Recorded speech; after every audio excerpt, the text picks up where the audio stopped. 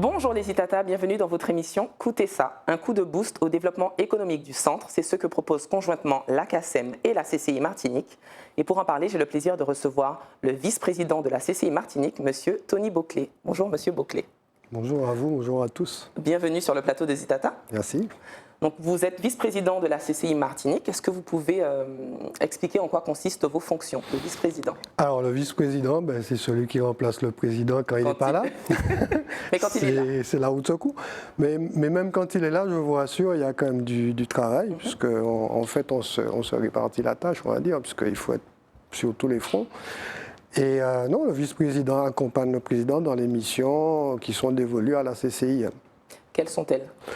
Alors, les missions de la CCIM, c'est en gros, c'est l'accompagnement des entreprises, oui. Ça c'est la mission numéro 1, la formation des jeunes, et puis toute une série de missions qui consistent à aider les entreprises à se développer dans le bon sens, on va dire, à être bien encadrées, à utiliser les bonnes pratiques et aussi à faire un peu de prospection. C'est une mission qui est bien accueillie par les entreprises ou elles sont encore un peu timides à demander?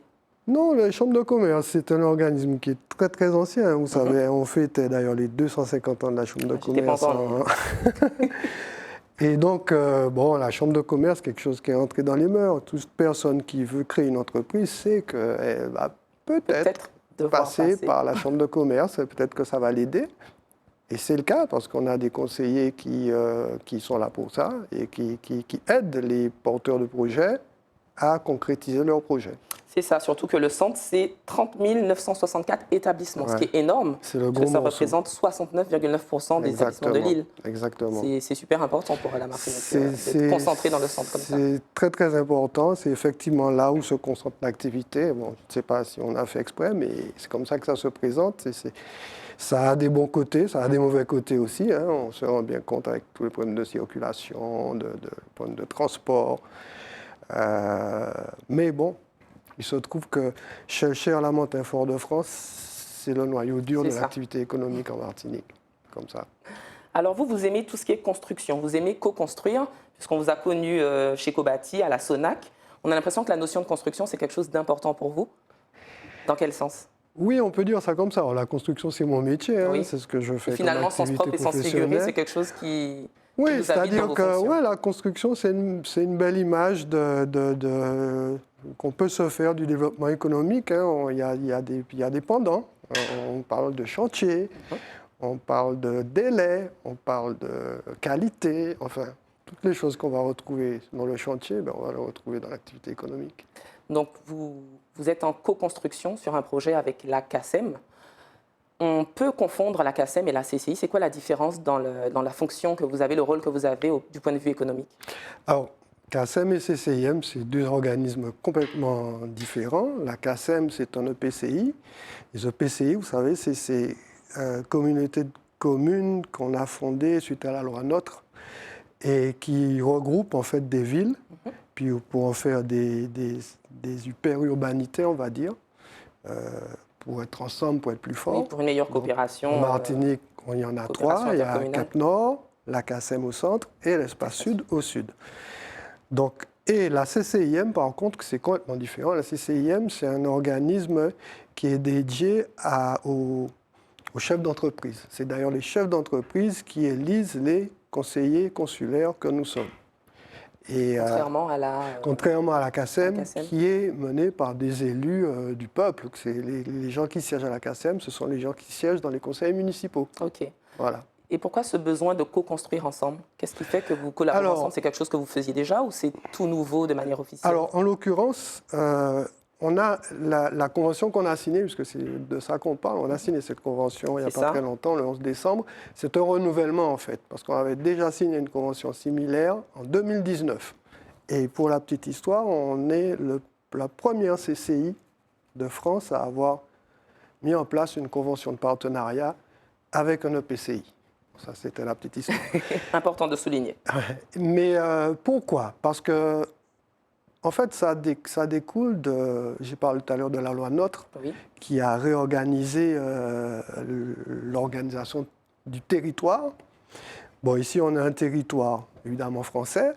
Donc, la différence avec la France, c'est qu'on n'a pas conseil régional, conseil général, on a une collectivité unique, mais on a aussi, par-delà les communes, on a les EPCI. Tout à fait. Et ces EPCI, la loi NOTRe les a créés pour regrouper les communes, pour qu'elles soient plus fortes, et la loi NOTRe leur a affecté des fonctions, en particulier des fonctions économiques.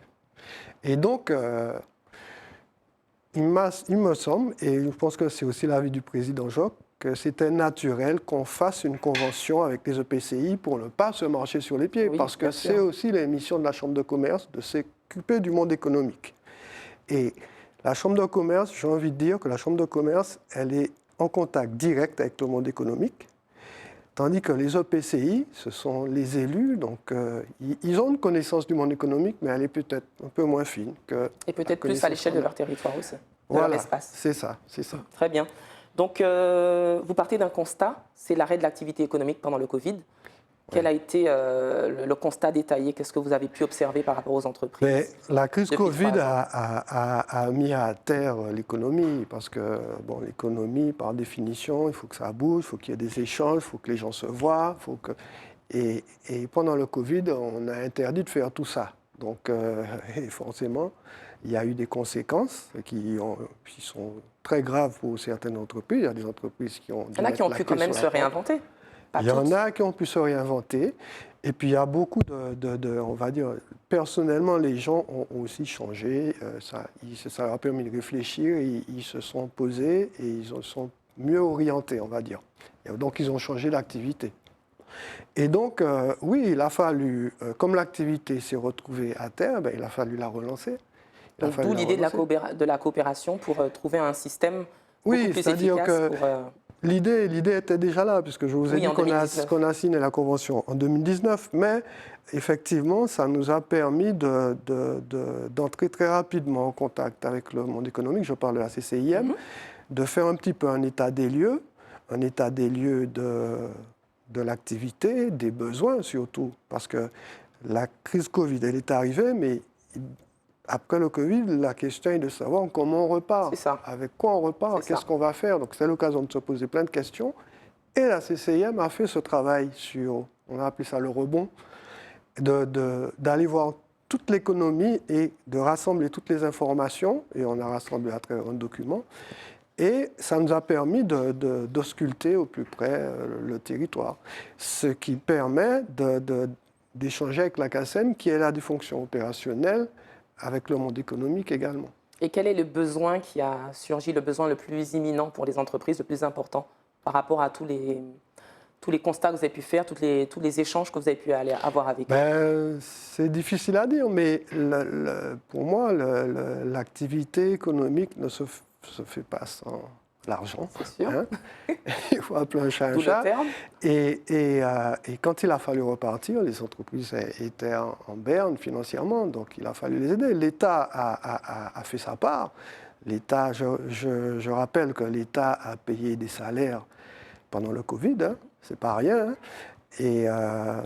Mais bon, ça ne suffit pas.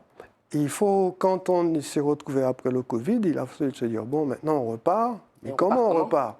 On va pas... Parce que pendant le Covid, ça nous a permis de faire des introspections et on s'est bien rendu compte que, on n'était pas forcément dans les bonnes directions. On faisait les choses un peu machinalement et puis peut-être en ordre dispersé. Donc là, il y a 11 axes de collaboration qui ont émergé.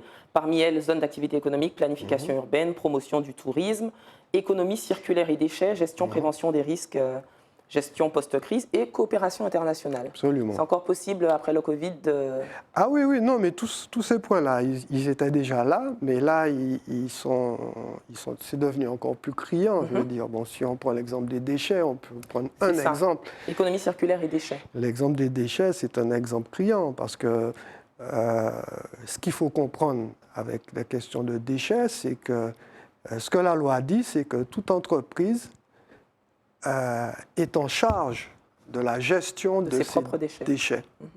Et ça, c'est une notion qui n'est pas très bien comprise. C'est pour ça qu'il faut insister dessus. Qui n'est surtout pas très bien appliquée. Et qui n'est pas très bien appliquée. On a toujours l'impression que la voirie va passer et elle va faire le travail. Non, ce n'est pas le cas.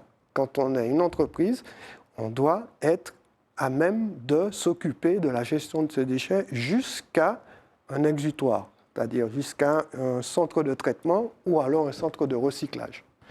Et ça, c'est quelque chose qui est problématique ici. Tout à fait. C'est problématique parce que... On peut le voir dans le paysage martiniquais à certains endroits, sur certains chantiers. Voilà, la manière dont je connais l'État bien les questions des chantiers, puisque c'est mon métier, mais oui, c'est vrai, les questions des déchets. Alors effectivement, si vous voyez des petits tas de déchets à droite à gauche, c'est pas un hasard, c'est qu'à un moment, la loi s'est durcie et il n'était plus question pour les entreprises de faire comme elles faisaient avant, c'est-à-dire elles allaient au centre d'enfouissement ultime et puis elles jetaient leurs déchets. Non, aujourd'hui, il faut trier. Et puis, il faut amener là où ça doit aller. Oui, il y a des filières. Alors, c'est peut-être là où est le problème. Pas peut-être, c'est là où est le problème. C'est que les filières ne sont pas clairement établies. Et souvent, les entreprises se retrouvent démunies. Elles ne savent pas quoi faire de leurs déchets. Donc, ça veut dire c'est une réalité. Il y a du métier à créer autour de ça? Absolument. Il y a tout un écosystème à mettre en place qui se met en place petit à petit. Ça prend du temps et il faut l'amorcer. Et c'est ça qui est problématique, c'est l'amorçage, parce que quelquefois les entreprises ont l'impression, parce qu'évidemment on demande de payer pour ça. Bien sûr. Et une entreprise elle a l'impression qu'elle paye pour un service qui n'est pas encore en place. Donc ça pose un problème. Mais bon, il faut passer par là pour qu'on améliore les choses. Ouais. Alors parmi les axes de collaboration, vous parlez aussi d'innovation.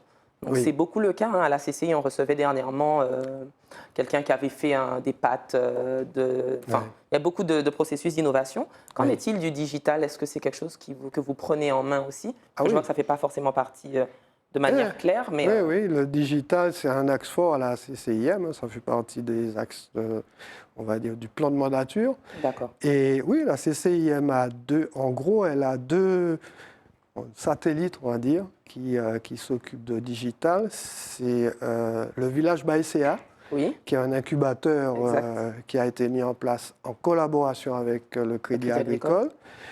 Et puis, à côté de ça, on a aussi... le nom m'échappe. C'est pas grave, ça va me revenir tout à l'heure, mais on a une structure qui s'occupe aussi d'incuber les petites entreprises et les permettre de grandir et surtout les permettre de bénéficier d'un espace de coworking. D'accord, d'un espace vraiment d'épanouissement. Voilà. Alors la particularité, c'est que votre comité de pilotage est composé d'élus et d'agents, c'est ça? Oui. Des deux organismes. Absolument, oui. Parce que, comment on gère l'entente, comment on gère les... Alors bon, c'est aussi bien la CACEM que la CCIM sont des organismes qui fonctionnent avec des élus et des permanents. Parce que les élus, en général, ils travaillent à côté, ce n'est pas leur job de faire ce travail. Par contre, leur job, c'est de donner les orientations, de défricher, de trouver les tendances, etc. Et les permanents, ils sont là pour mettre en musique et puis pour accompagner les entreprises de façon très factuelle. Très bien. En tout cas, c'est une collaboration main dans la main. On espère que ça va porter ses fruits. Oui, mais il faut que ça porte ses fruits. Moi, je crois qu'il faut qu'on se donne la main dans ce pays. Il faut qu'on arrête d'être chacun dans son coin. Oui, d'être chacun dans son coin. Il faut qu'on se rassemble et puis il faut qu'on porte les projets en co-construction. Vous avez parlé de ça tout à l'heure. C'est important. Sinon, il n'y a pas 10 000 manières de faire. C'est la seule manière. Très bien. Merci beaucoup pour l'échange, Monsieur Tony Boclet. Merci à vous. Merci aux Itata de nous avoir suivis. J'espère que cet échange vous a plu. Continuez à nous suivre sur les réseaux sociaux. Et puis quant à nous, on se dit à très bientôt pour un autre Écoutez ça.